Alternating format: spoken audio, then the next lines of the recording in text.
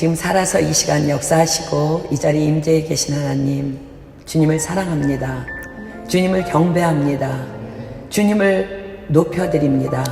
하나님, 이 시간 사모하는 마음으로 이 자리에 달려나왔사오니 하나님께서 약속하신 대로 사모하는 영들을 만족시켜 주시고 주린 영혼들에게 좋은 것으로 채워 주시옵소서. 하나님, 오늘 이 시간 이 자리가 우리 신앙에 정말 결정적인 새롭게 되어지는 그런 놀라운 정말 재발견의 시간이 되기를 소망합니다. 하나님, 오늘 말씀하여 주셔서 우리를 새롭게 하여 주시고 다시 한번 주님을 뜨겁게 만나는, 그래서 이 뜨거움이 주님 나라 가는 그날까지 계속해서 이어질 수 있도록, 그래서 우리의 이 정말 뜨거움으로 수많은 영혼들을 구원할 수 있도록 하는 우리 한 사람 한 사람을, 또 우리 공동체를 사용하시고 축복하여 주시옵소서. 오늘도 주께서 우리에게 행하실 모든 일들을 기대하고 찬양하고 감사드리오며 이 모든 기도 예수님의 이름으로 감사하며 간절히 기도드립니다. 아멘. 아멘. 찬양팀 감사합니다.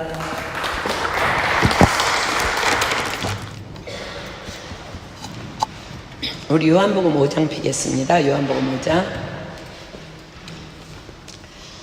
1절로 9절까지 볼게요.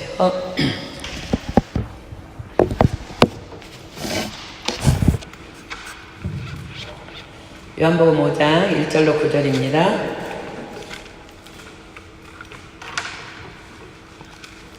제가 한 절 읽고 여러분들 한 절 읽고 우리 교독하겠습니다. 그 후에 유대인의 명절이 있어 예수께서 예루살렘에 올라가시니라. 예루살렘에 있는 양문 곁에 그리말로 베데스라는 곳이 있는데 거기 행각 5이 있고 그 안에 많은 병자, 소경, 절뚝발이, 혈기 마른 자들이 누워 물의 동함을 기다리니 이는 천사가 가끔 곳에 내려와 물을 움직이게 하는데 움직인 후에 먼저 들어가는 자는 어떤 병에 걸렸든지 낫게 되리로라. 거기 38년 된 병자가 있더라. 예수께서 그 누운 것을 보시고 병이 벌써 오랜 된 줄 아시고 이르시되 내가 낫고자 하느냐. 병자가 대답하되 주여, 물이 동할 때에 나를 못에 넣어줄 사람이 없어 내가 가는 동안에 다른 사람이 먼저 내려가나이다. 예수께서 이르시되 일어나라, 내 자리를 들고 걸어가라 하시니 함께 읽습니다. 그 사람이 곧 나아서 자리를 들고 걸어가니라. 이날은 안식일이니. 아멘. 우리는 지금 사순절 기간을 보내면서 크리스천에게 있어서 가장 큰 명절인 예수님께서 부활하신 날을 기념하고 예배하는 부활절을 준비하고 있습니다.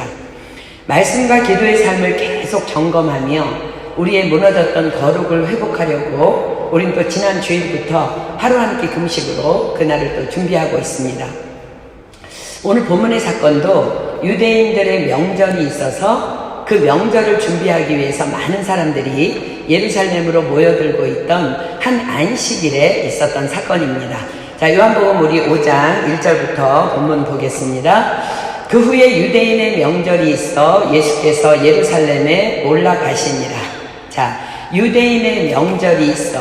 유대인의 명절은 3월의 불임절, 4월의 유월절, 5월의 오순절, 10월의 초막절, 12월에 지키는 수전절이 있습니다.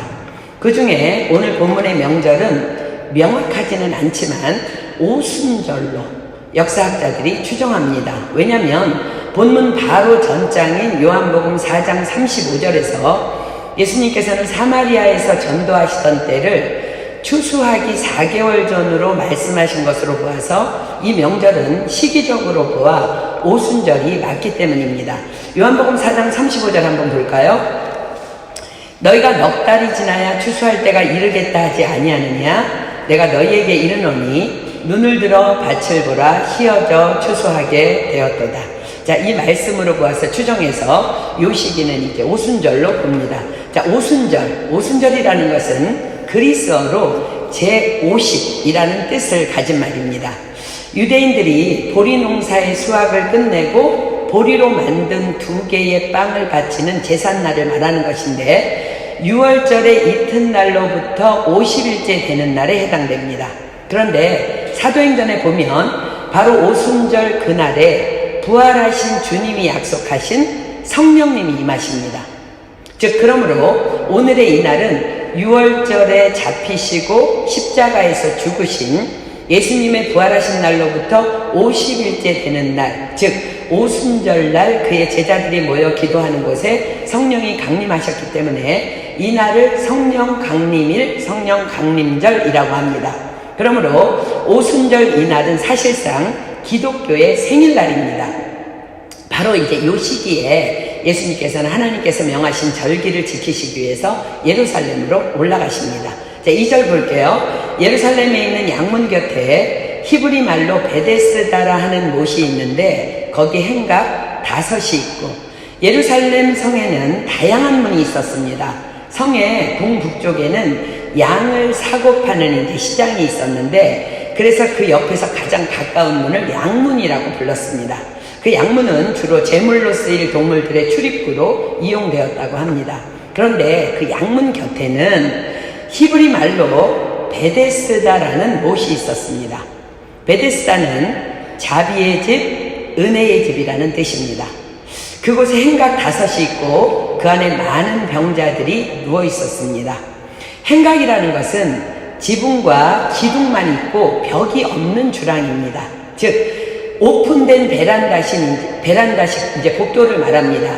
근데 보니까 3절에 보니까 그 안에 많은 병자, 소경, 절뚝발이, 혈기 마른 자들이 누워 물의 동함을 기다리니 이는 천사가 가끔 못에 내려와 물을 동하게 하는데 동한 후에 먼저 들어가는 자는 어떤 병에 걸렸든지 낫게 되밀어라. 3, 4절에는 이렇게 괄호가 있습니다. 여러분들 성경에도 다 괄호가 있죠, 그죠? 그 괄호 안에 뭐라고 써 있어요? 물의 동함을 기다리니 이는 천사가 가끔 못에 내려와 물을 동하게 하는데 동한 후에 먼저 들어가는 자는 어떤 병에 걸렸든지 낫게 되밀어라. 괄호 안에 넣은 구절들은 가장 오래된 사본에는 나타나 있지 않은 기록입니다. 아마도 고대 필사자들이 독자들의 이해를 돕기 위해서 난회주 형식으로 당시에 이렇게 소문을 설명해 놓은 것이 필사를 거듭하면서 본문 속에 들어간 것으로 보고 있습니다. 어쨌든 이들이 행각 5에 누워있는 이유는 이렇습니다. 가끔 그 못이, 그 연못에 물이 이렇게 움직이는데 물이 움직이는 이유는 가끔 천사가 내려와서 물을 움직이기 때문이며 그 물이 움직인 후에 가장 먼저 들어가는 사람은 어떤 병에 걸렸든지 다 낫게 된다는 거예요. 이 베데스다의 연못은 마치 우리가 속한 교회 공동체를 연상케 합니다. 베데스다의 뜻이 뭐라고요? 자비의 집, 은혜의 집입니다. 그렇습니다. 우리가 섬기는 예수님은 은혜와 자비의 하나님이십니다. 그러므로 예수님을 내 안에 영접하고 예수님의 몸된 교회를 이루고 있는 우리 한 사람 한 사람이 자비의 집, 은혜의 집이며 또한 그런 우리가 모여 이루고 있는 우리 교회 공동체는 당연히 은혜의 집, 자비의 집이기 때문입니다. 그런데 우리 공동체를 포함해서 너무나 많은 이 땅의 교회들이 자비의 집, 은혜의 집이 되지 못하는 현실은 과연 무슨 까닭일까? 우리가 진정한 베데스다라면 우리 교회에 들어오는 누구나가 다 하나님의 자비와 은혜로 거듭남을 체험하고 그 자비와 은혜로 영이 채워지고 또 그 자비와 은혜로 채움받은 내가 이젠 다른 영혼들을 위해서 자비와 은혜를 베풀고, 이것이 바로 하나님께서 이 지상에 세우신 교회 공동체의 사명이며 가장 이상적인 교회 공동체의 모습인 것입니다. 그런데 여기 지금 본문에 이름만 베데스다인 공동체가 등장합니다. 자, 본문 5절 보겠습니다. 거기 38년 된 병자가 있더라. 뭐라고요? 거기에 38년 된 병자가 있대요. 베데스다에 있었는데, 자비의 집, 은혜의 집에 있었는데, 그것도 38년 동안 그곳에 있었는데, 다른 말로 38년 동안 교회를 다녔는데, 뱃속에서부터 다닌 모태신앙인데 여전히 병자인 자가 그곳에 있었다는 말입니다. 그뿐 아니라 이 사람은 가장 오래된 대표적인 병자예요. 그 외에도 소경, 절뚝발이, 혈기 마른 자들이 이 행각 5에 즐비하게 누워 있었다는 거예요. 다른 말로 베데스다라 이름하는 교회 안에 너무나 많은 사람들이 자비와 은혜를 누리지 못한 채 병들어서 누워있다는 말씀입니다. 자, 누가 있다고요? 행각 5에 소경들이 있대요. 교회 안에 소경들이 있다 하십니다. 영적 소경들이 교회 안에 수두룩하다는 거예요. 자, 고린도전서 2장 9절로 10절 갑니다. 고린도전서 2장 9절로 10절. 우리가 지금 매주마다 받고 있는 말씀입니다. 고린도전서 2장 9절로 10절입니다. 기록된 바 하나님이 자기를 사랑하는 자들을 위하여 예비하신 모든 것은 눈으로 보지 못하고 귀로도 듣지 못하고 사람의 마음으로도 생각지 못하였다 함과 같으니라. 오직 하나님이 성령으로 이것을 우리에게 보이셨으니 성령은 모든 것 곧 하나님의 깊은 것이라도 통달하시느니라. 자, 우리가 눈으로 보지 못하는 것들을 누가 보게 하신다고요? 오직 하나님이 성령으로 이것을 우리에게 보이셨으니. 그렇습니다. 교회 안의 소경은 성령께서 기록하신 말씀 생활과 성령으로 깨닫게 하시는 기도의 생활을 무시하는 자들입니다. 그들은 본다고 하지만 보지 못하는 자들이라고 예수님께서 말씀하십니다. 자, 요한복음 9장 39절로 41절 갑니다. 요한복음 9장 39절로 41절. 요한복음 9장 39절로 41절. 예수께서 가라사대 내가 심판하러 이 세상에 왔으니 보지 못하는 자들은 보게 하고 보는 자들은 소경되게 하려 함이라 하시니 바리새인 중에 예수와 함께 있던 자들이 이 말씀을 듣고 가로되 우리도 소경인가? 예수께서 가라사대 너희가 소경되었다면 죄가 없으려니와 본다고 하니 너희 죄가 그저 있느니라. 그렇습니다. 말씀과 기도 생활 그토록 강조하고 권면해도 왜 그토록 많은 사람들이 등한시할까요? 자기가 본다고 생각하기 때문입니다. 즉 하나님의 말씀과 기도 없어도 난 잘 살 수 있고 또 지금까지도 잘 살아왔다고 믿기 때문입니다. 이러한 자들을 예수님께서는 심판하러 오셨다 하십니다. 본다고 하니 너희 죄가 그저 있느니라. 주님, 난 당신이 아니면 한 발짝도 나아갈 수 없는 소경입니다. 그러한 자들만이 겸손히 말씀과 기도로 주님 앞에 무릎을 꿇을 수 있기 때문입니다. 그렇습니다.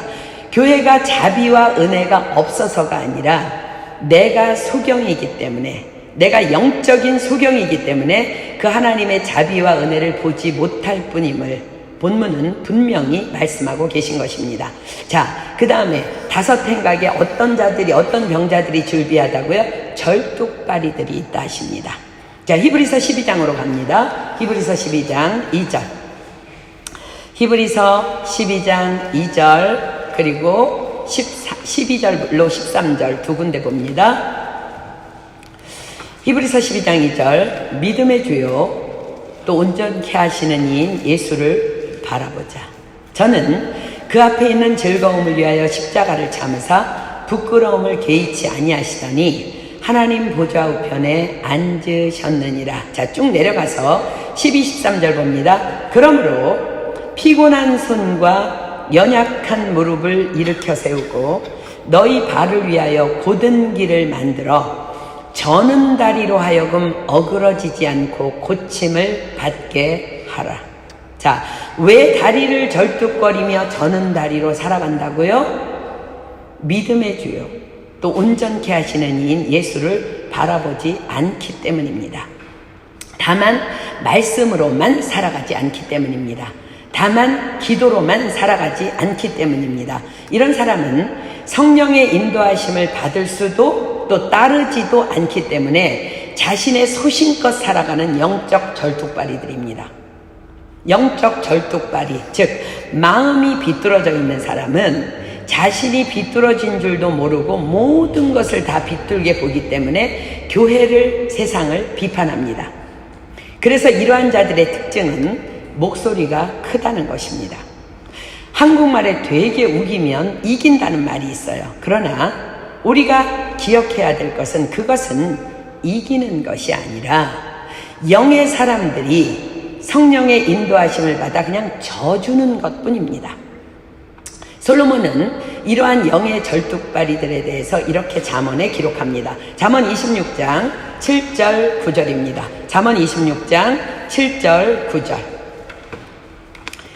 잠언 26장 7절 9절입니다.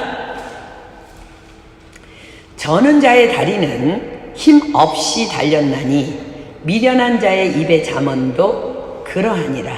9절 보겠습니다. 미련한 자의 입의 잠언은 술 취한 자의 손에 든 가시나무 같으니라. 자, 영적 절뚝발이들은 첫째는 이러한 자의 말은 아무리 목소리가 커도 전혀 설득력이 없다는 겁니다. 뿐만 아니라 사람들에게 무시를 당한다는 말이에요. 둘째는 이러한 자의 말은 주변 사람들을 너무 아프고 고통스럽게 한다는 것입니다. 이러한 자들은 본인만 모르는 그러나 세상에서 가장 비참하고 가장 불쌍한 인생을 살아가는 자들입니다. 그런데 아이러니하게도 자비의 집, 은혜의 집인 교회 공동체 안에 이러한 영적 절뚝발이들이 그리도 많다는 거예요. 다섯 행각에 즐비하게 누워있다는 거예요. 왜 그럴까요? 우리에게 교훈과 책망과 바르게 함과 의로 교육하기에 유익하다 하시는 성경 말씀을 저버리고 살기 때문입니다. 우리에게 모든 것을 가르치시고 우리에게 모든 것을 생각나게 하시는 성령님의 역사가 있는 기도의 삶을 저버리고 살기 때문입니다. 다음은 누가 또 누워있다고요? 혈기 마른 자들이 즐비하게 누워있다고 합니다. 자, 혈기 마른 자들은 영적으로 하나님을 사모함이 없는 자들입니다. 자, 시편 107편 가겠습니다. 시편 107편 9절로 11절입니다. 시편 107편 9절로 11절. 저가 사모하는 영혼을 만족해 하시며 줄인 영혼에게 좋은 것으로 채워 주심이로다. 그러나 그 다음 말씀 봅니다. 사람이 흑암과 사망의 그늘에 앉으며 곤고와 쇠사슬에 매임은 하나님의 말씀을 거역하며 지존자의 뜻을 멸시함이라. 자, 왜 교회 안에 있는데 혈기가 마른다고요? 하나님을 사모함이 없기 때문이라고 시편 기자는 분명히 말씀하십니다. 사모함이 없다는 것은 하나님에 대한 기대감이 없음을 의미합니다. 하나님에 대한 기대감이 있는 자는 하나님을 사모할 수밖에 없기 때문입니다. 자, 이사야 40장으로 가겠습니다. 이사야 40장 27절로 31절입니다. 이사야 40장 27절로 31절. 야곱아, 내가 어찌하여 말하며 이스라엘아, 내가 어찌하여 이르기를 내 사정은 여호와께 숨겨졌으며 원통한 것은 내 하나님에게서 수리하심을 받지 못한다 하느냐. 하나님에 대한 기대감이 없는 자들, 혈기 마른 자들이에요. 하나님께서 말씀하십니다. 너는 알지 못하였느냐? 듣지 못하였느냐? 영원하신 하나님 여호와 땅끝까지 창조하신 자는 피곤치 아니하시며 곤비치 아니하시며 명철이 한이 없으시며 피곤한 자에게는 능력을 주시며 무능한 자에게는 힘을 더하시나니 소년이라도 피곤하며 곤비하며 장정이라도 넘어지며 자빠지되 오직 여호와를 앙망하는 자는 새 힘을 얻으리니 독수리의 날개치며 올라감 같을 것이요 다른 박질하여도 곤비치 아니하겠고 걸어가도 피곤치 아니하리로다. 아멘. 그렇습니다. 여호와를 사모하고 앙망하는 자는 결코 혈기가 마를 수가 없는 것입니다. 이사야 58장 11절 보겠습니다. 이사야 58장 11절. 하나님을 사모하는 자들에게 약속하십니다. 이사야 58장 11절. 나 여호와가 너를 항상 인도하여 마른 곳에서도 내 영혼을 만족해 하며 내 뼈를 견고케 하리니 너는 물된 동산 같겠고 물이 끊어지지 아니하는 샘 같을 것이라. 그렇다면 혈기 마른 자, 즉 영이 메말라 하나님을 사모하지 않는 자들은 무엇을 사모할까요? 과연 무엇을 사모할까? 그들은 돈을 사모하고 명예를 사모하고 권력을 사모합니다. 이러한 자들이 베데스다의 교회 안에 그리도 많다는 거예요. 그런데 그들이 왜 교회에 열심히 나올까? 지금 그 베데스다 그 행각에 누워있다는 건 교회에 열심히 나오는 것을 얘기하는 거예요. 아이러니하게도 이유는 하나님을 사모하지 않기 때문에 발생하는 모든 문제들을 하나님으로부터 도움을 받아보려고입니다.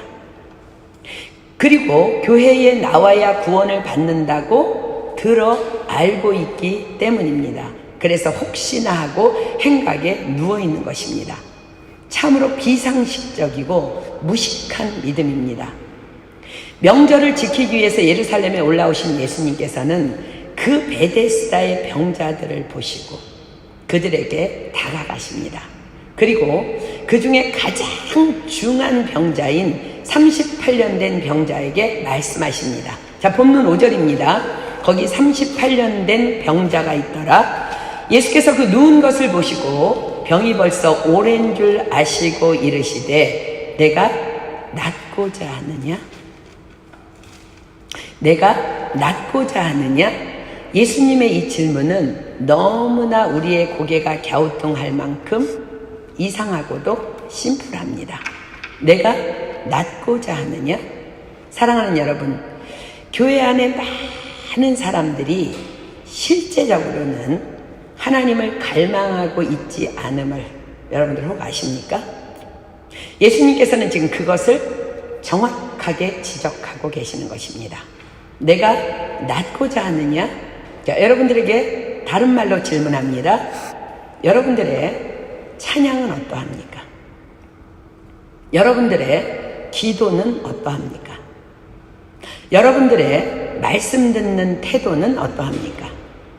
여러분들의 예배는 어떠합니까? 마태복음 18장 20절 비겠습니다. 마태복음 18장 20절. 마태복음 18장 20절.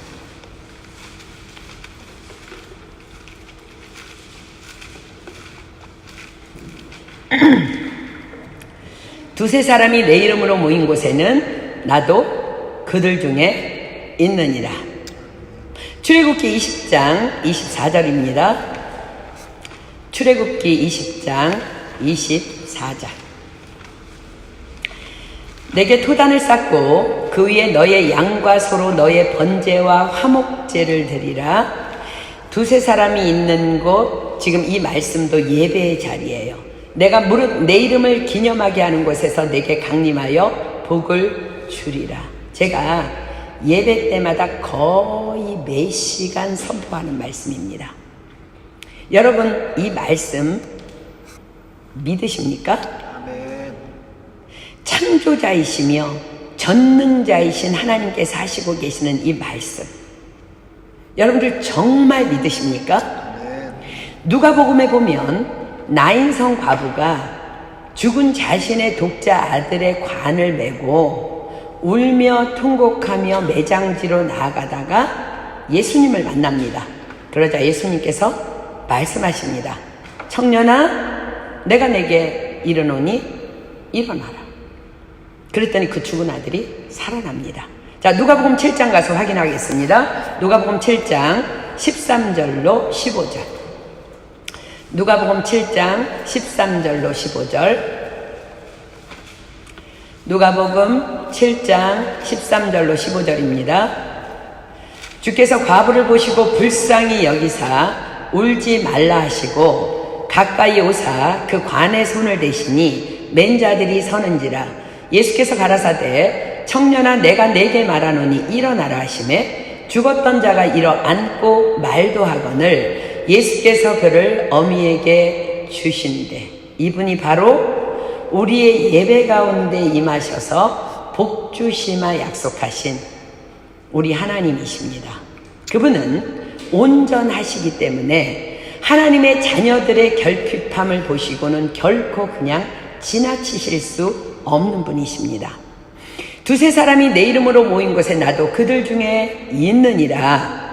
내가 물은 내 이름을 기념하게 하는 곳에서 내게 강림하여 복을 주리라. 이 말씀을 하신 하나님을, 예수님을 정말 우리가 믿는다면 우리 교회 안에는 소경, 절뚝발이, 혈기 마른 자들은 있을래야 있을 수가 없어야 하는 것이 정상입니다.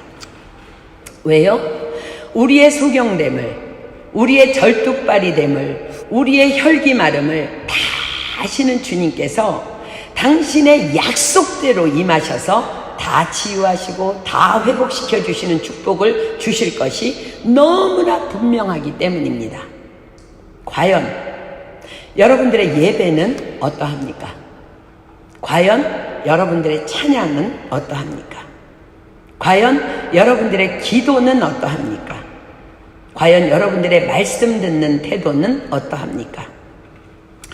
다만 사모하는 영혼을 만족해 하시며 줄인 영혼에게 좋은 것으로 채워주시마 약속하신 하나님 앞에서 두세 사람이 내 이름으로 모인 곳에 나도 그들 중에 있느니라. 내가 물은 내 이름을 기념하게 하는 곳에서 내게 강림하여 복을 주리라. 이 말씀을 진정으로 믿고 믿음으로 그분께 나아가고 있느냐고 주님께서 물어보시는 거예요. 내가 낫고자 하느냐. 영국의 의사 출신의 20세기의 가장 위대한 복음주의 설교가이자 청교도였던 마틴 로이드 존스 목사님이라고 계세요. 그분이 1981년 세상을 떠나기 전에 한 크리스천 기자가 이런 질문을 했다고 합니다. 목사님께서는 평생에 하나님께 몇 번의 예배를 드리셨나요? 당연히 이 말은 그저 그가 평생에 드렸던 예배의 숫자를 의미하는 것이 아니었습니다. 그것은 로이드 존스 목사가 평생에 설교했던 믿음은 기도하는 것도 아니고 말씀 읽는 것도 아니고 예배 드리는 것도 아니고 헌신하며 봉사하는 것도 아니고 이 모든 것들이 다 하나님의 임재 안에서 그분의 임재의 확신 안에서 이루어지는 것만이 예수 그리스도를 믿는 믿음이라고 가르쳤던 그분의 가르침에 기반을 둔 질문이었습니다.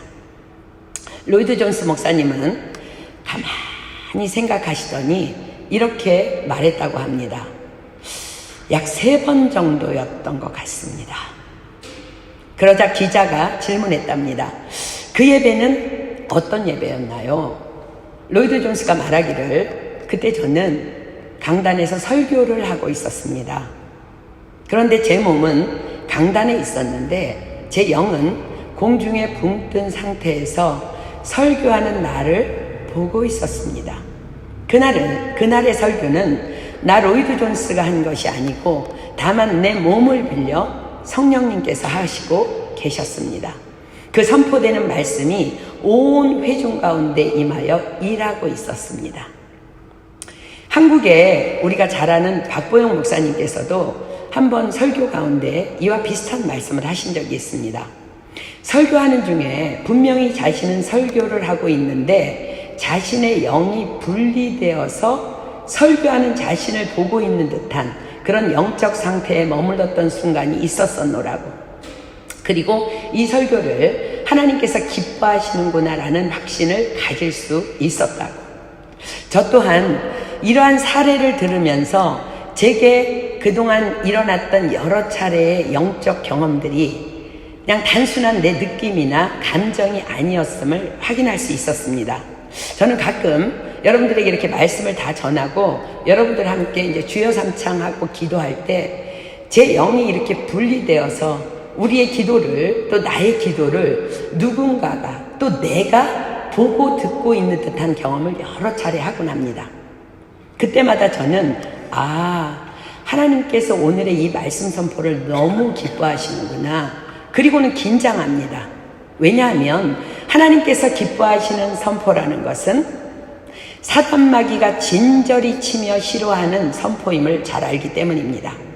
그래서 이런 경험 후에는 꼭 사단마귀가 어떤 통로로든 장난질을 칠 것을 알기 때문에 긴장하며 깨어 더욱 기도하며 무장하곤 합니다. 예배 시간에 찬양을 할 때도 간혹 그 같은 현상이 일어나곤 합니다. 온몸이 살짝 들리는 듯한 영적 느낌. 그리고 나는 여전히 찬양을 하는데 내 영이 몸과 분리된 듯한, 그리고 하나님께서 나의 찬양을 너무 기뻐 받으신다는 확신.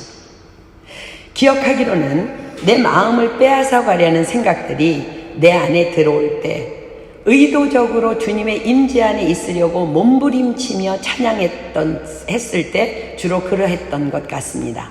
아침 기도 시간에도 자주 경험합니다. 내가 아닌 다른 누군가가 나의 기도를 이끌어가고 계심을 확실히 알 수 있는 성령님이 임재하시는 그런 경험들. 몇 주 전에 우리 디종교회에서의 예배전 기도 시간에도 그러한 일이 있었습니다. 디종에 가면 늘 우리에게 교회 문을 열어주시는 프랑스 교회 집사님 한 분이 계십니다. 아주 연세가 많이 드신 너무나 인자하게 생기신 분이신데, 그분이 우리가 예배 드리기 전에 이렇게 우리 예배실에 올라오셔서 우리에게 이런 중보 기도를 부탁하셨어요. 오늘 우리 교회에서 장례 예배가 있었다고. 그런데 오늘 천국에 가신 집사님의 손자가 있는데 아직 예수님을 모른다고. 오늘 장례 예배를 통해서 복음을 들었으니 꼭 그가 예수님을 믿고 천국 갈 수 있도록 기도를 꼭 부탁한다고. 너무 제 마음이 뜨거워졌습니다. 이 땅 프랑스에도 저런 영혼 구원의 열정을 가지신 분이 있음에, 또 그런 교회가 있음에, 또 우리가 그런 교회를 함께 나누어서 사용하고 있음에 너무 감사하고 또 감사했습니다. 그래서 우리는 말씀을 받기 전에 그분의 부탁대로 오늘 천국에 가신 그 성도님의 이름도 모르는 손자의 구원을 위해서 함께 부르짖어 기도했습니다. 기도하는 중에 또 영이 분리되는 듯한 영적 느낌과 함께 하나님께서 우리의 중보 기도를 들으시고 계시며 기뻐하고 계심에 대한 확신이 들어왔습니다. 하나님께서는 우리의 중보 기도를 그토록 기뻐하심을 또 한 번 경험하는 시간이었습니다. 사랑하는 여러분, 그렇습니다. 로이드 존스 목사님의 평생의 외침처럼 믿음은 그저 기도하는 것도 아니고, 그저 말씀 읽는 것도 아니고, 예배 드리는 것도 아니고, 봉사하는 것도 아니고, 이 모든 것들이 다 하나님의 임재의 확신 안에서 이루어지는 것이 예수 그리스도를 믿는 믿음인 것입니다. 이것이 복음인 것입니다. 성경은 분명히 기록합니다. 믿음이 없이는 기쁘시게 못하나니 하나님께 나아가는 자는 반드시 그가 계신 것과 또한 그가 자기를 찾는 자들에게 상 주시는 이심을 믿어야 할지니라. 아멘. 로이드 존스 목사님의 평생의 기도문을 여러분들에게 소개합니다. 오 그리스도여, 주는 내가 바라는 모든 것입니다. 주님 안에는 그보다 더 풍성함이 넘치나이다. 타락한 자를 일으키시고 힘이 없는 자를 붙잡으시며 병든 자를 치료하시고 눈먼 자를 인도하소서. 주님의 이름은 거룩하고 의로우시나 저는 불의뿐입니다. 저는 거짓되고 죄로 가득 찼으나 주님은 진리와 은혜로 가득하십니다. 나의 하나님, 내가 단 한 번만 하나님을 본다면 나를 짓누르려 하는 이 세상의 사람들과 나라들은 금방 사라질 것입니다. 나는 그것들에 사라지는 것을 보지 못한다 할지라도 반짝이는 촛불이 정오에 무색해지듯이 당신의 백성들이 하나님을 단 한 번만 본다면 그들의 믿음을 흔들던 나라들과 사람들이 금방 사라질 것입니다. 사랑하는 여러분, 왜 우리는 하나님을 보지 못할까요? 왜 우리는 지금 이 자리에 분명히 임재해 계시는 그 하나님을 보지 못할까요? 이사야서 59장 2절 피겠습니다. 이사야서 59장 2절. 이사야서 59장 2절입니다. 오직 너희 죄악이 너희와 너희 하나님 사이를 내었고 너희 죄가 그 얼굴을 가리워서 너희를 듣지 않으시게 함이니. 자, 다시 읽습니다. 오직 너희 죄악이 너희와 너희 하나님 사이를 내었고 너희 죄가 그 얼굴을 가리워서 너희를 듣지 않으시게 함이니. 우리 안에 죄악이 나로 하나님을 보지도 듣지도 못하게 한다는 것입니다. 그러나 여러분들 여기에서 요 말씀 앞에서 우리가 절대로 사단에게 속지 말아야 될 것은 이미 내가 그러한 죄 가운데 있다는 것을 성령 하나님은, 하늘 아버지는, 예수님은 이미 다 알고 계시다는 사실입니다. 아멘? 그것이 믿음입니다. 그러면 어떻게 해야 돼요? 그 모습 그대로 사단의 참소 듣지 말고 그 모습 그대로 주께 담대히 나아가면 되는 것입니다. 아멘. 여러분들이 죄를 진 거 하나님은요 무소부지하시고 전지전능하시고 온 땅에 충만하셔서 다 알고 계세요. 자, 히브리서 4장 16절입니다. 히브리서 4장 16절. 히브리서 4장 16절. 히브리서 4장 16절입니다. 히브리서 4장 16절. 그러므로 우리가 긍휼하심을 받고 때를 따라 돕는 은혜를 얻기 위하여 은혜의 보좌 앞에 담대히 나아갈 것이니라. 아멘. 자, 이사야 1장 18절 다시 갑니다. 이사야 1장 18절. 분명히 너희와 죄가 하나님과 우리의 사이를 내는 것 맞아요. 그러나 이사야 1장 18절에 하나님께서는 또 우리에게 이렇게 말씀하세요. 이사야 1장 18절. 이사야 1장 18절. 여호와께서 말씀하시되 오라, 나오래요. 하나님 앞에 우리가 서로 변론하자. 네 죄 뭐니? 너 죄 뭐야? 하나님은 다 아시는데요, 우리가 하나님 앞에 그렇게 고백하기를 원하시는 거예요. 우리가 서로 변론하자. 너희 죄가 주홍 같을지라도 눈과 같이 희어질 것이요 진홍같이 붉을지라도 양털같이 되리라. 아멘. 자, 요한일서 1장 9절입니다. 요한일서 1장 9절. 여러분들, 우리는 하나님을 속일 수 없어요. 여러분들이요 그냥 그 모습 그대로 주님 앞에 나가지 않는 게 하나님을 속이는 거야. 하나님은 이미 다 아세요. 그냥 그 모습 그대로 나가라는 거야. 요한일서 1장 9절입니다. 요한일서 1장 9절. 만일 우리가 우리 죄를 자백하면 저는 미쁘시고 의로우사 우리 죄를 사하시며 모든 불의에서 우리를 깨끗게 하실 것이요. 아멘. 믿으십니까? 아멘. 그저 담대히 이 믿음으로 주님의 임재 안으로 나아가면 되는 거예요. 이 일을 위해 예수님은 십자가에서 우리를 위해 죽으셨고 이 일을 위해 우리를 살리시기 위해 부활하신 것, 이것이 복음입니다. 로마서 5장 8절 봅니다. 로마서 5장 8절. 로마서 5장 8절. 로마서 5장 8절입니다. 우리가 아직 죄인 되었을 때에, 여러분들 의로웠을 때 그런 게 아니고요, 죄인 되었을 때에 그리스도께서 우리를 위하여 죽으심으로 하나님께서 우리에게 대한 자기의 사랑을 확증하셨느니라. 아멘. 여러분, 하나님이 다 아세요. 여러분이 무슨 짓 했는지. 근데 하나님은 뭘 기뻐하시냐면, 내가 너를 위해서 십자가에서 다 그 죄를 과거, 현재, 미래 다 해결했어. 니네들이 해야 될 일은 담대히 나오는 거야. 하나님, 제가 그렇게 했는데 죄송해요. 잘못했어요. 하나님 다 아세요. 나오라는 거야. 나오라는 거야. 안 나오는 것이 문제라는 거야.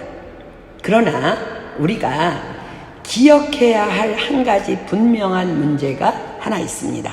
그것은 만일 우리가 우리 죄를 자백하면 저는 미쁘시고 의로우사 우리 죄를 사하시며 모든 불의에서 우리를 깨끗게 하실 것이요 분명히 약속하셔서 우린 담대히 나아갈 수 있어요. 그러나 하나님이 분명히 약속하셨지만 고범죄 많은 제외입니다.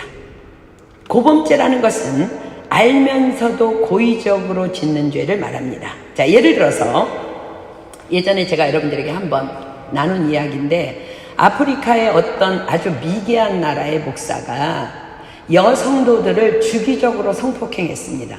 그래서 그것을 방송국에 알렸어요. 방송국 기자가 가서 당신 이러이러했는데 왜 이랬냐, 하나님 앞에 부끄럽지 않냐. 그러니까 이 사람이 하는 말이, 우리 하나님은 용서의 하나님이라고, 잘못했다면 다 용서해 준대. 그래서 자기는 죄가 없다는 거야. 여러분, 이런 것이 고범죄예요. 알면서. 이건 하나님을 이용하는 거지 그것은 믿음이 아니에요. 분명히 하나님은 우리가 우리 죄를 자백하면 저는 미쁘시고 의로우사 우리 죄를 사하시며 모든 불의에서 우리를 깨끗게 하실 것이오라고 약속하셨지만 고의적으로 짓는 죄는 사함받을 수 없습니다. 자, 누가복음 12장입니다. 누가복음 12장 47절로 48절. 우리는 알고 있어요. 하나님께서 무엇을 싫어하시는지, 무엇을 좋아하시는지, 이것이 죄인지 아닌지 우리는 성령 받았기 때문에 다 안다는 거야. 누가복음 12장 47절로 48절입니다.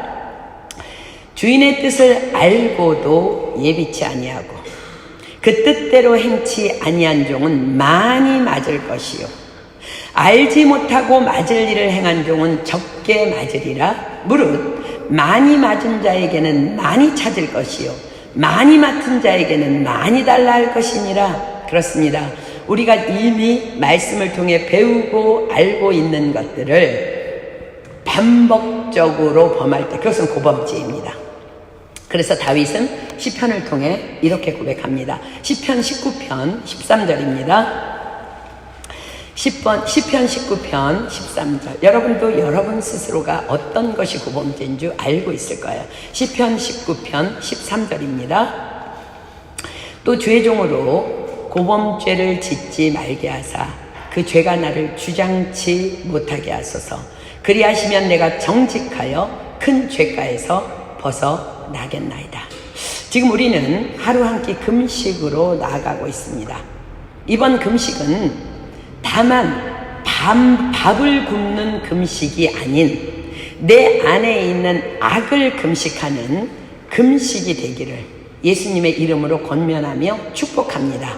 고범죄를 짓지 않기 위한 죄에 대한 금식을 우리 함께 힘써 해보도록 합시다. 주로 우리가 어떤 것들이 우리에게 고범죄가 있어요? 우리 비판을 금식합시다.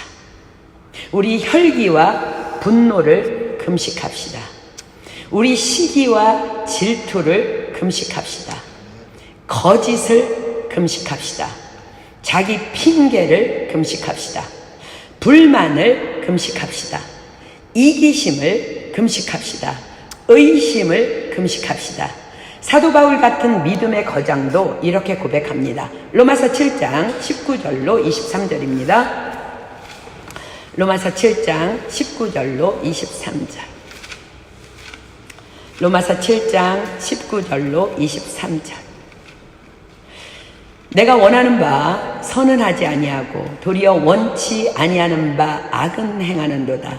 만일 내가 원치 아니하는 그것을 하면 이를 행하는 자가 내가 아니요 내 속에 거하는 죄니라. 그러므로 내가 한 법을 깨달았노니 곧 선을 행하기 원하는 나에게 악이 함께 있는 것이로다. 내 속사람으로는 하나님의 법을 즐거워하되 내 지체 속에서 한 다른 법이 내 마음의 법과 싸워 내 지체 속에 있는 죄의 법 아래로 나를 사로잡아 오는 것을 보는도다. 여러분, 예수 그리스도의 은혜 아니면, 내 안에 거하시는 성령님의 도우심이 아니면 우리는 도무지 하나님 앞에 설 수 없는 자들입니다. 그러므로 사도 바울은 또 고백하며 선포합니다. 바로 다음 절부터 봅니다. 오라 나는 곤고한 사람이로다. 이 사망의 몸에서 누가 나를 건져내랴. 우리 주 예수 그리스도로 말미암아 하나님께 감사하리로다. 그런즉 내 자신이 마음으로는 하나님의 법을, 육신으로는 죄의 법을 섬기노라. 자, 로마서 8장 1, 2절 봅니다. 그러므로 이제 그리스도 예수 안에 있는 자에게는 결코 정죄함이 없나니 이는 그리스도 예수 안에 있는 생명의 성령의 법이 죄와 사망의 법에서 너를 해방하였습니다. 그렇습니다. 그러므로 이번 금식이 저와 여러분을 죄와 사망의 법에서 우리를 해방하는 그런 금식이 되기를 축복합니다. 알면서도 우리는 오늘 이 말씀 받고도 또 넘어질 수 있어요. 알면서도 깜빡 누군가를 또 판단했어. 그런데 불사 이거 아니잖아. 성령께서 깨닫게 하시면 빨리 회개하고 돌이키면 됩니다. 그러나 성령께서 깨닫게 하셨음에도 불구하고 이왕 베린 몸 속히 돌이켜 회개하지 아니하고 다시 여전히 죄를 이어 반복한다면 그것은 사함받을 수 없는 고범죄입니다. 돌이키지 않으면 바로 사단이 여러분에게 속삭일 것입니다. 넌 안 돼. 태생이 그런 인간이니까. 그러나 그럼에도 불구하고 사단에게 속지 말고 7번 넘어져도 8번 벌떡 일어나십시오. 빨리 주님의 임재 안으로 들어가십시오. 잘못했다고 고백하십시오. 아멘. 자, 잠언 24장 16절입니다. 잠언 24장 16절. 잠언 24장 16절. 잠언 24장 16절. 대저 의인이 누구예요? 예수님을 믿는 자들을 의인이라 그래요. 그분이 나의 죄를 위해서 죽으셨어요. 내가 그분 앞에 나가서 나의 죄를 고백하기만 하면 그분이 용서해 준다 그랬어. 대저 의인은 7번 넘어질지라도 다시 일어나려니와 의인은 악인은 재앙으로 인하여 엎드러지는 악인은 누가 믿지 않는 거야. 하나님의 약속을. 성령님께서도 우리의 몸부림을 반드시 도우실 것입니다. 이사야 58장 6절입니다. 이사야 58장 6절. 이사야 58장 6절입니다. 이사야 58장 6절. 나의 기뻐하는 금식은 흉악의 결박을 풀어주며 멍에의 줄을 끌어주며 압제당하는 자를 자유케 하며 모든 멍에를 꺾는 것이 아니겠느냐. 누가 묶어놨어요? 다 사단마귀들이 결박해 놓은 거예요. 그렇습니다. 우리가 이번에 정말 21일 동안 하루 한 끼를 금식하면서 음식을 굶는 것보다 더 우리가 악을 금식할 때에, 우리가 비판을 금식할 때 하나님께서는 우리의 비판의 결박을 풀어주시고 우리로 칭찬하는 자가 되게 하실 것입니다. 아멘. 우리가 혈기와 분노를 금식할 때 하나님께서는 우리로 온유한 자가 되게 하실 것입니다. 우리가 시기와 질투를 금식할 때 하나님께서는 우리로 다만 사랑하는 자가 되게 하실 것입니다. 우리가 거짓을 금식할 때 하나님께서는 우리로 진실한 자가 되게 하실 것입니다. 우리가 자기 핑계를 금식할 때 하나님께서는 우리로 책임감 있는 자가 되게 하실 것입니다. 우리가 불만을 금식할 때 하나님께서는 우리로 감사하는 자가 되게 하실 것입니다. 우리가 이기심을 금식할 때 하나님께서는 우리로 섬기는 자가 되게 하실 것입니다. 우리가 의심을 금식할 때 하나님께서는 우리로 신뢰의 사람이 되게 하실 것입니다. 그렇습니다. 우리의 이러한 악에 대한 금식으로 말미암아 하나님께서는 우리로 당신이 지으신 창조의 목적 그대로, 하나님의 형상 그대로의 회복을 우리에게 반드시 허락해 주실 줄 믿습니다. 다시 본문으로 갑니다. 5절입니다. 거기 38년 된 병자가 있더라. 예수께서 그 누운 것을 보시고 병이 벌써 오랜 줄 아시고 이르시되 내가 낫고자 하느냐? 우리는 이미 본문을 읽어서 알고 있듯이 이 38년 된 병자의 문제점이 뭐예요? 은혜의 집, 자비의 집에 있었지만 그가 원하는 자비와 은혜를 하나님이 아닌 다만 사람에게만 구하고 있었음을 그의 대답을 통해 우리는 볼 수 있습니다. 교회 식구들이 사랑이 없어요. 예수님, 이 교회 식구들이 자기들만 은혜 받기에 급급해요. 나에게 신경 써주는 사람 아무도 없어요. 리더들도 다 마음에 안 들어요. 똑같아요. 찬양팀도 별로예요. 설교도 그냥 그래요.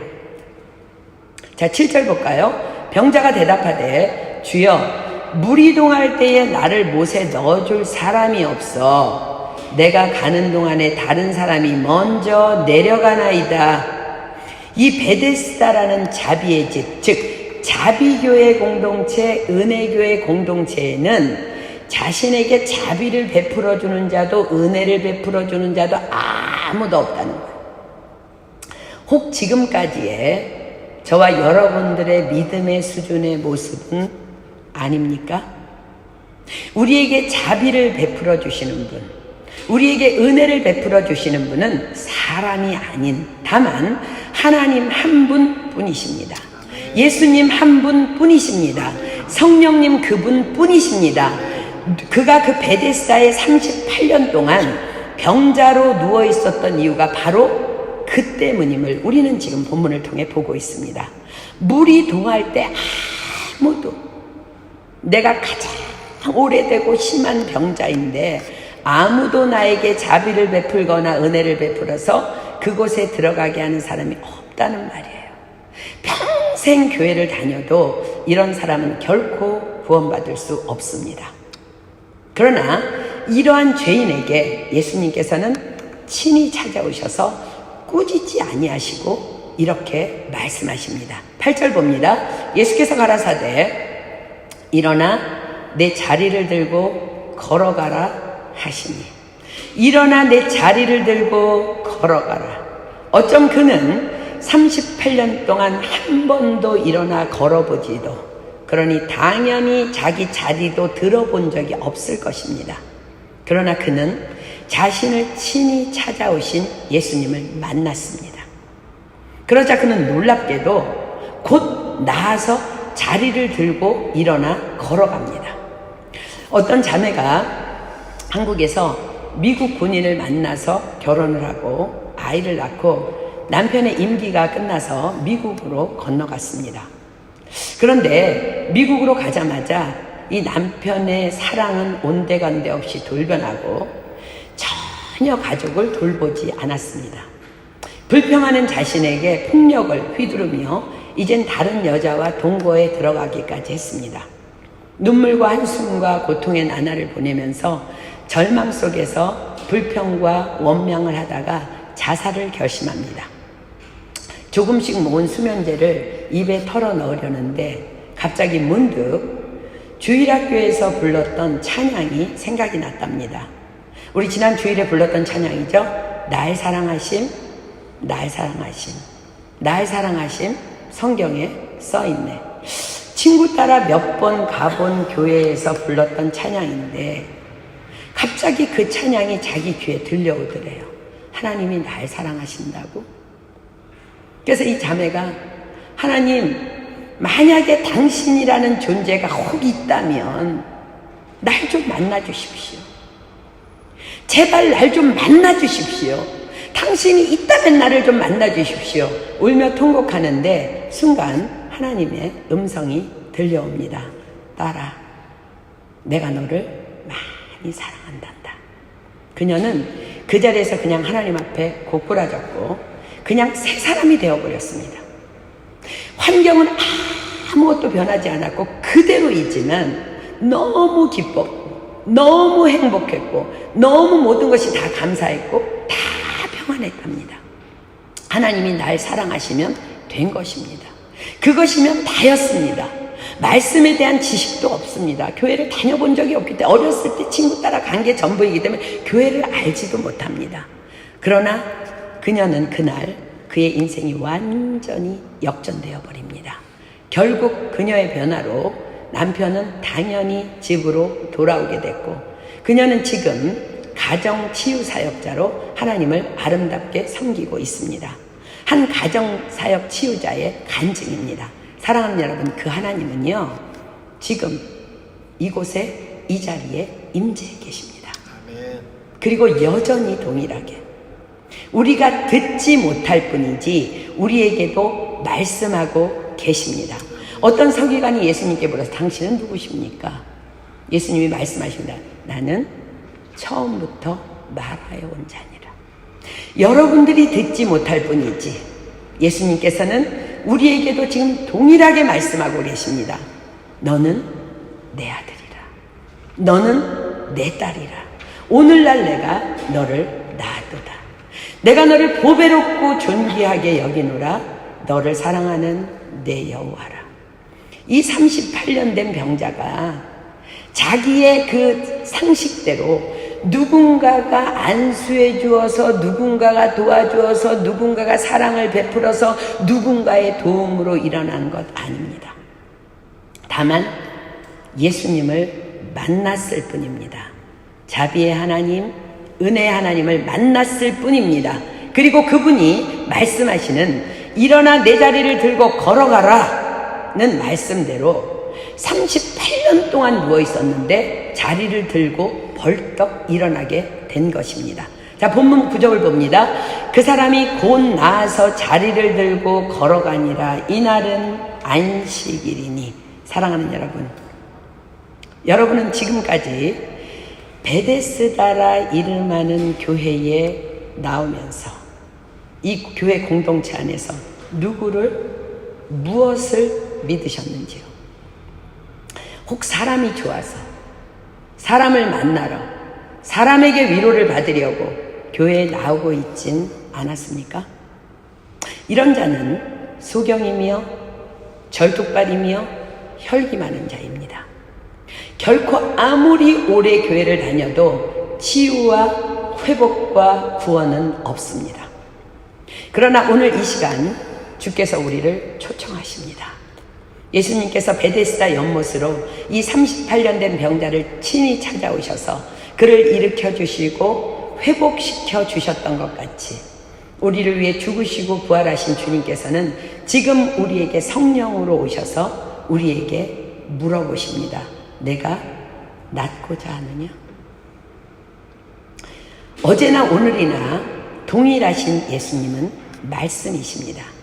베데스다 연못에 38년 된 병자가 일어나 걸을 수 있었던 것은 그는 결코 선하지도 믿음이 있지도 않았지만 다만 그가 지금 그분을 만났고 그와 함께 계시는 그분의 말씀을 들었기 때문임을 기억하십시오. 이 시간 성령님께서 우리에게도 질문하십니다. 내가 낫고자 하느냐?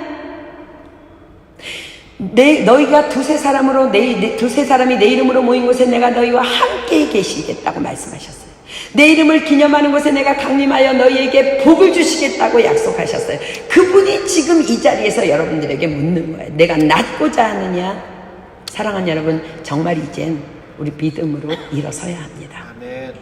그저 형식적인 기도 생활, 형식적인 말씀 생활, 형식적인 예배 생활이 아닌 그분의 말씀대로 말씀 안에서 코람데오의 하나님, 바로 이 시간 임재에 계신 하나님의 임재 안에서 그분께 예배드리고 그분께 찬양드리고 그분께 기도하고 그분 앞에서 말씀 듣고 그분 앞에서 삶을 살아내는 그런 코람데오의 믿음으로 일어나야 합니다. 아멘. 그래서 그분과의 동행함의 축복을 우리는 누려야 합니다. 더 이상 믿음이 없어 믿음으로 주님을 보지 못한 채 주저앉아 있는 믿음이 아니라 지금 여기에 나와 함께 계시는 주님의 임재 안에서 나의 모든 문제라는 누워있던 침상을 들고 주님 품 안으로 걸어 들어가면 되는 거예요. 믿음은 환경 아니에요. 믿음은 주님의 임재 안으로 들어가는 거예요. 그래서 핑계할 수 없습니다. 삶의 모든 순간을 그분의 임재 안에서 살아가는 것, 그것이 믿음입니다. 믿음이 없이는 기쁘시게 못하나니 하나님께 나아가는 자는 반드시 그가 계신 것과 또한 그가 자기를 찾는 자들에게 상 주시는 이심을 믿어야 할지니라. 부활의 주님이 보내신 성령께서 우리에게 이미 오셨어요. 지금 이곳에 이 자리에 지금 나와 우리와 함께 계세요. 베데스다, 자비의 집, 은혜의 집, 즉 교회 공동체는 다만 내가 자비의 하나님 안으로, 은혜의 하나님 안으로 내 자리를 들고 걸어 들어갈 때에만 비로소 그곳이 베데스다가 되는 것입니다. 그럴 때 내 옆에 있는 베데스다에 있음에도 여전히 누워있는 병자들에게 내가 친히 하나님의 대사가 되어 자비와 은혜를 그들에게 나누어 주므로 우리 교회 공동체가 또 내 가정이, 이 나라가, 우리나라가 나로 인해 진정한 베데스다가 또한 될 수 있는 것입니다. 이 시간 드리는 단 한 번의 믿음의 기도로도, 오늘 우리 기도할 때 그 단 한 번의 믿음의 기도로도 여러분의 삶은, 저의 삶은 역전될 수 있습니다. 주께서 이 시간 우리를 당신의 품으로 초청하십니다. 수고하고 무거운 짐진 자들아 다 내게로 오라. 내가 너희를 쉬게 하리라. 그렇습니다. 주님의 임재 안으로 들어가는 것, 여러분 속지 마세요. 여러분 다 알고 있어요. 우리 아까 찬양했잖아요. 모든 것 다 아시는 주님께 감출 것 없네. 사단에게 속고 있는 거예요. 여러분들 무슨 짓을 해도 하나님 다 보고 계세요. 근데 하나님은 다만 무엇을 원하냐면 믿음을 요구하시는 거야. 너 내 임재 앞으로 들어오라는 거야. 하나님, 제가 아까 또 누구 판단했어요. 죄송해요. 하나님, 그게 너무 이쁘신 거야. 그럼 자비와 은혜 하나님이 여러분들을 회복시켜 주시고 거룩하게 해주시겠다는 거야. 우리는 거룩하지 않아요. 우리는 결코 거룩할 수 없어요. 뭐가 거룩이냐면 말씀 안에 있는 게 거룩이에요. 하나님의 말씀과 기도로 거룩하여 지니니라. 이 모습 그대로 주님의 임재 안에 들어가서 주님 앞에 나를 드리는 것, 그것이 거룩입니다. 그 모습 그대로 우리가 정말 주님이 오신 날 그대로 들림받을 수 있는 저와 여러분 되기를 예수님의 이름으로 축복합니다. 아멘. 그건 많이, 우리가 지금 주의 임재 안으로 들어가는 것만이 우리의 진정한 치유이며 회복이며 휴식이며 평안이며 믿음입니다. 오늘부터 우리의 삶은 분명히 달라질 줄 믿습니다. 아멘. 우리 마음이 상한 자를 고치시는 주님, 정말 여러분들 주님 임재 안으로 들어가서 우리 찬양하고 기도하도록 하겠습니다.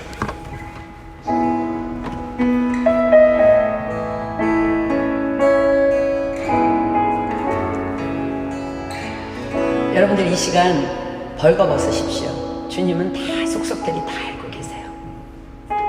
그냥 그분의 임재 안으로 들어가서 우리 찬양합시다.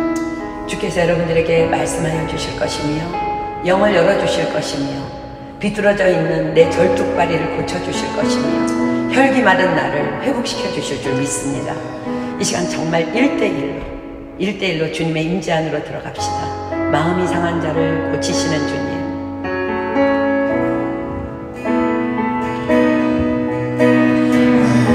상한 자를 고치시는 주님, 하늘의 아버지 주관하소서.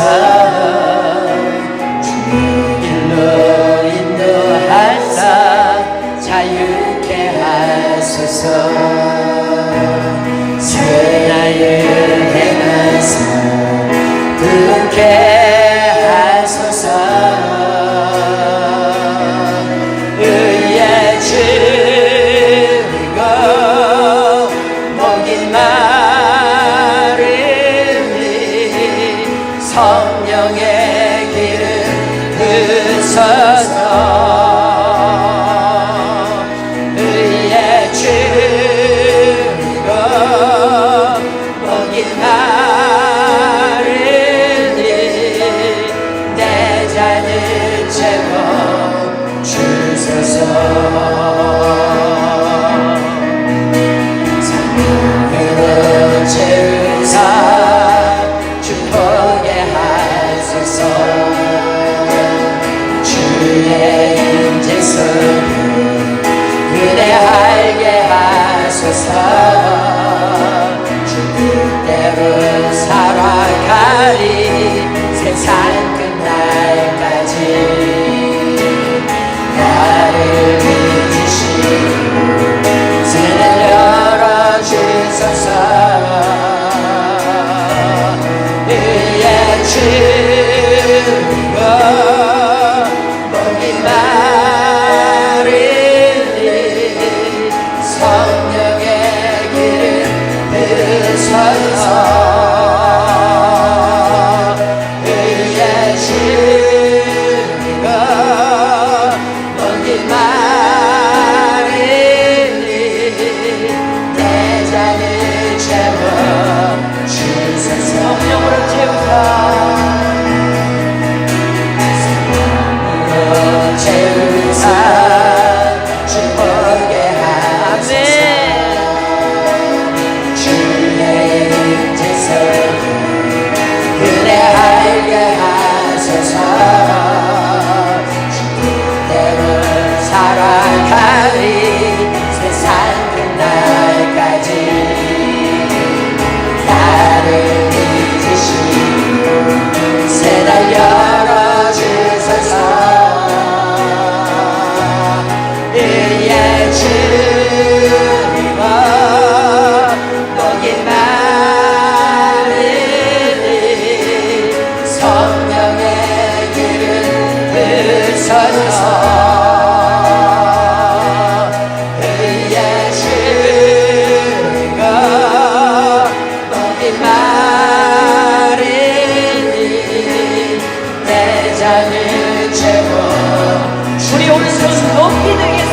예드리고 그의 주로 보기만 하리 성령의 길을 들으소서 그의 주로 보기만 하리 내 잔을 채워 주소서 예드리고 그의 주로 보기만 하리 성령의 길을 들으소서 그의 주로 보기만 하리 내 잔을 채워 주소서. 정말 그렇게 주님을 갈망하십니까? 아멘. 찬양 좀 들어가겠습니다. 하나님께서 자기를 사랑하는 자들을 위하여 예비하신 모든 것은 눈으로 보지 못하고 마음으로도 생각지 못하고 가슴으로도 귀로도 듣지 못한다고 말씀하셨습니다.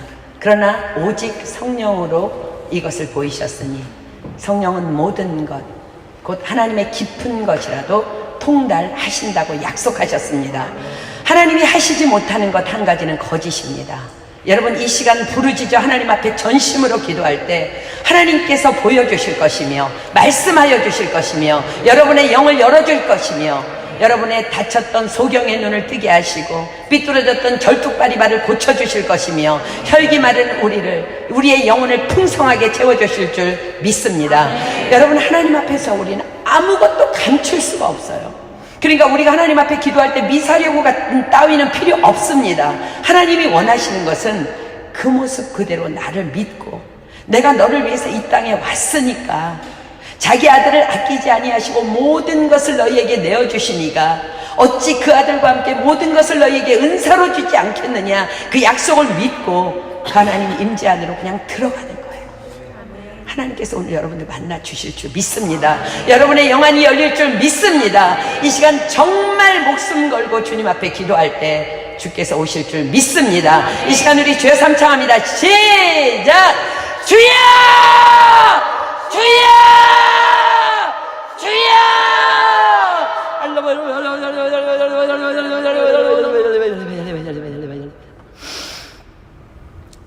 사랑하는 여러분, 우리는 믿음으로 지금 나아가고 있습니다. 믿음의 결국은 영혼 구원이라고 성경에 기록합니다. 그런데 믿음은